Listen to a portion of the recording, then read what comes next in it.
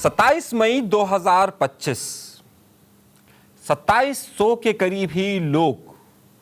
दाखिल होना शुरू होते हैं। वो दुकानदारों को मारते हैं,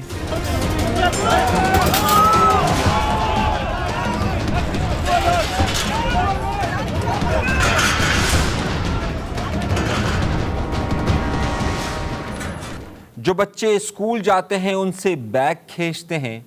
जो औरत नज़र आती है उससे बदतमीज़ी करते हैं और फिर अपनी मुक़द्दस जगह में दाखिल होने का दावा करते हैं।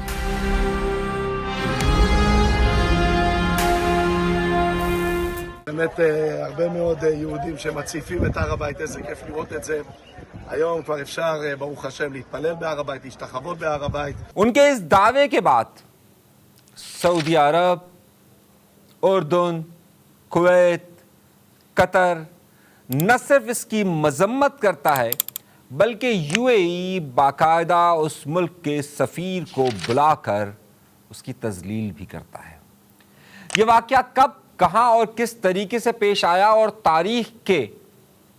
एक बड़े वाक़े के तौर पर किस तरीके से याद रहेगा, ये भी आज के प्रोग्राम में शामिल रखेंगे। लेकिन उसके लिए सबसे पहली दरख्वास्त आपसे ये कि आप हमारा चैनल ज़रूर सब्सक्राइब कीजिए, बहुत अहम मालूमात और बहुत अहम चीज़ों के लिए।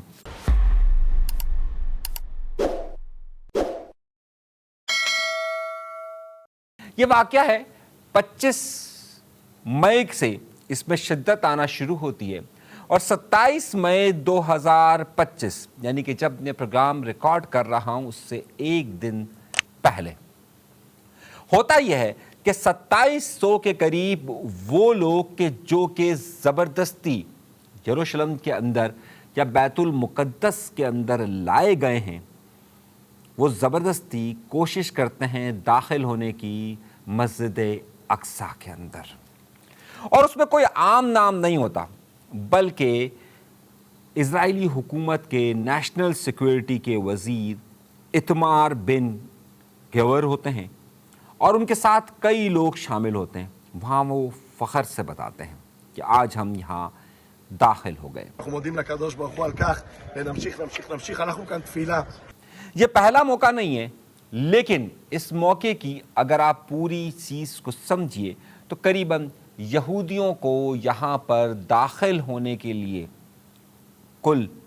2000 साल लगे और 2000 साल बाद वो कैसे दाखिल होने की कोशिश करते हैं, ये एक तारीख़ का एक अहम मामला है और अगला टारगेट क्या होगा, यही बात समझने की ज़रूरत है। अगर आप बैतुल मुक़द्दस की तारीख़ को देखें और आप लफ्ज़ यरूशलेम को जानते हैं और उसके साथ आप एक लफ्ज़ सहूनियत को जानते हैं तो आपको मालूम होगा कि ये लफ्ज़ आए किस तरह और किस तरीके से आए। यरूशलेम यूरोपियंस का दिया हुआ नाम है। इसका असल नाम जो अरबी में कहा गया वो बैतुल मुक़द्दस कहा गया और उस बैतुल मुक़द्दस से पहले इसे इब्रानी ज़बान में जो लफ्ज़ इस्तेमाल होता था वो बैत हमकदश इस्तेमाल होता था। बैत हमकदश का मतलब होता है एक पाक जगह, पाक घर, और उसी से बाद में मुसलमानों के आने के बाद ये लफ्ज़ निकला बैतुल मुक़द्दस। ये जिस जगह पर आबाद है वो उस पहाड़ी को सहून कहा जाता है और इसी से लफ्ज़ निकला सहूनियत। यानी जब हम ये बात करते हैं कि इज़राइल के जुल्म और जबर की बात करते हैं तो हम दर हकीकत बात कर रहे होते हैं उसी सहूनियत की, और वो सहूनियत का लफ्ज़ उस पहाड़ से निकला है जिसे सहून कहा जाता है। तारीख़ की किताबों पर अगर नज़र दौड़ाई जाए तो कहा जाता है कि हज़रत याकूब अलैहिस्सलाम ने जब इस जगह पर हिजरत की थी तो यहाँ पर एक मस्जिद या इबादत गाह तामीर की थी। उसके बाद करीबन उनके बहुत अरसे के बाद हज़रत सुलेमान अलैहिस्सलाम ने तकरीबन 961 कबले मसीह में, यानी कि आज से 3000 साल पहले यहाँ पर एक हैकल तामीर किया था जिसे हैकल सुलेमानी कहा जाता है। लेकिन उसके 400 साल के बाद सन 586 कबले मसीह में जो शाह बाबुल, जिसे आजकल इराक कहा जा रहा है, वहाँ के बादशाह बख्त नसर ने इसे तहस नहस कर दिया था, यानी हैकल सुलेमानी को मुकम्मल तौर पर तबाह कर दिया था और 1 लाख के करीब यहूदियों को यहाँ से इराक, यानी कि जिसे उस ज़माने में बाबुल कहा जाता था, वहाँ लेकर गए। उसके बाद का एक बड़ा मशहूर किस्सा किताबों के अंदर मौजूद है और वो ये है कि जब उसने तहस नहस कर दिया और 1 लाख यहूदियों को यहाँ से लेकर गए, तो उस वक्त हज़रत उज़ैर अलैहिस्सलाम का गुज़र इस शहर से हुआ। उन्होंने कहा कि ये शहर तो मुकम्मल तबाह हो गया, अब ना जाने ये कब तामीर होगा। मुख्तलिफ़ किताबों को अगर आप गौर से पढ़ें तो उसमें फिर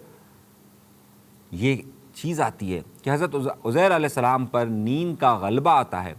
और वो तकरीबन 100 साल के बाद जागते हैं।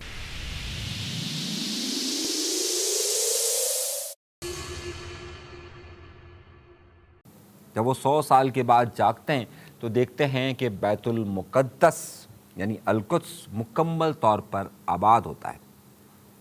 और ये आबादी का सिलसिला बढ़ ही रहा होता है। उसके बाद करीबन कोई 539 कबले मसीह के अंदर, यानी कि जब 586 कबले मसीह में शाह बाबुल ने इसे तहस नहस किया होता है, उससे करीबन कोई 50 साल के करीब शहनशाह फ़ारस मुकम्मल कंट्रोल हासिल कर लेते हैं शाह बाबुल पर। जब बाबुल पर वो कंट्रोल हासिल कर लेते हैं, जिसे आमतौर पर रोशन कबीर या रोश कबीर कहा जाता है और जिसे आम लफ्ज़ों में साइरस आज़म भी कहा जाता है, वो यहूदियों को इजाज़त दे देते हैं कि वो अब यरूशलेम या बैतुल मुक़द्दस या एलिया जा सकते हैं। ये 3 नाम मुख्तलिफ़ जगहों पर इसके मिलते हैं। यरूशलेम का लफ्ज़ यूरोपियन इस्तेमाल करते हैं, रोम के लोगों ने इसका नाम एलिया दिया था और मुसलमानों ने इसका नाम बैतुल मुक़द्दस दिया था। उसके बाद वहाँ के जो बादशाह होता है जब बैतुल मुक़द्दस का, वो दोबारा से हैकल सुलेमानी को तामीर करता है। लेकिन उसके बाद रूमियों का असर बढ़ना शुरू होता है और जनरल टाइट्स 70 कबले मसीह के अंदर आकर एक बार फिर हैकल सुलेमानी को गिरा देते हैं। और उसके बाद क्या अगर आप किस्से सुनिए तो आपको ये तारीख़ में मिलेगा कि उसके बाद से यहूदी यहाँ पर आबाद नहीं हो सके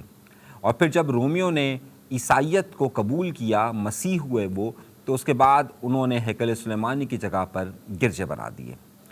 फिर मुसलमानों की आमद होती है और मुसलमानों की आमद के साथ ही वहाँ पर बाद में फिर सलेबी जंगें शुरू होती हैं और सलाहुद्दीन अय्यूबी के बाद से ये जगह मुसलमानों के पास रही। अब उसके बाद से जब 1948 में इज़राइल को ज़बरदस्ती बनवाया गया और यहूदियों की यहाँ आबादकारी की गई, तो उस वक्त भी एक पैक्ट के तहत, एक एग्रीमेंट के तहत ये बात तय थी कि यरूशलेम, जिसे अब पूरा यरूशलेम का शहर कहा जाता है, जिसे बैतुल मुक़द्दस कहा जाता है या जिसे अल-कुद्स कहा जाता है या जिसे एलिया कहा जाता है, वहाँ पर इन मुक़द्दस मकामात पर यहूदियों के आने की इजाज़त नहीं थी।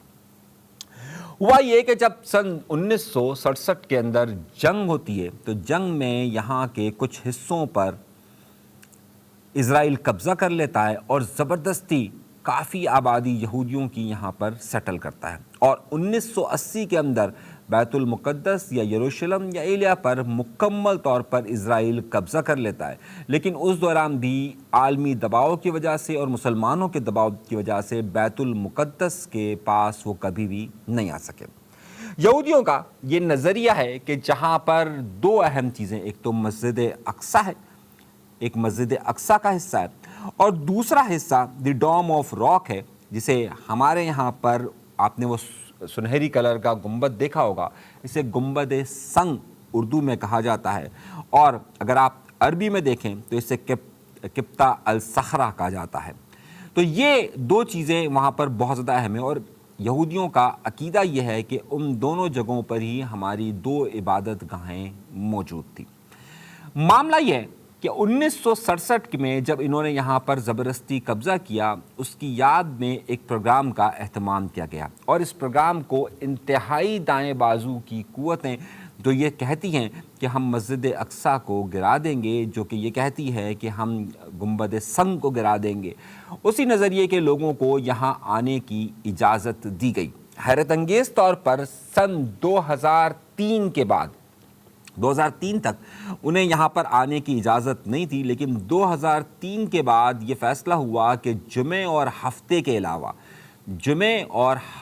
علاوہ یہ ایک خاص فلیش پوائنٹ کہلاتا ہے کہ جس سے آگے یہ نہیں جا سکتے، وہاں تک انہیں جانے کی اجازت دی گئی۔ فلیش پوائنٹ سے آگے جانے کی کسی بھی یہودی کو اجازت نہیں ہے۔ سن 2003 میں بھی یہ اجازت دی گئی۔ اس کے بعد اب گزشتہ 4 سالوں سے یہ ہو رہا ہے کہ مسلسل اسرائیلی یعنی یہودیوں کی دائیں بازو کی صہیونی قوتیں یہ کوشش کرتی ہے کہ وہ مسجد اقصیٰ کے اندر داخل ہو جائیں۔ اس حوالے سے جیسے میں نے آپ سے کہا کہ اتمار بن گیور نے سن 2024 میں 1 سال پہلے بھی اس بات کا اعلان کیا کہ ہم مسجد اقصیٰ کو گرا دیں گے، جس کی آپ کو یہ فوٹیجز اور یہ تصاویر آپ کو واضح طور پر